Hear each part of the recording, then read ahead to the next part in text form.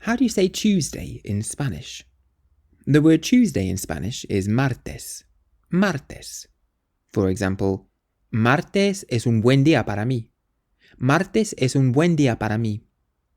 Tuesday is a good day for me. ¿Vas al gimnasio el martes? ¿Vas al gimnasio el martes? Are you going to the gym on Tuesday?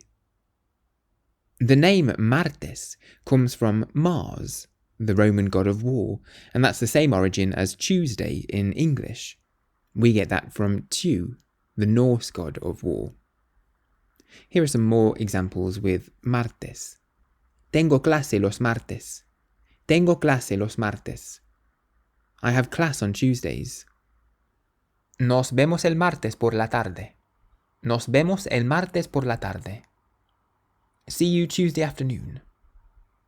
Martes es mi día más ocupado. Martes es mi día más ocupado. Tuesday is my busiest day. So if you want to say Tuesday in Spanish, you can say martes. And if you want to learn to speak Spanish, you can get my course 3-Minute Spanish by going to www.3minlanguages.com. Use the code WELCOME at checkout for a discount. Gracias.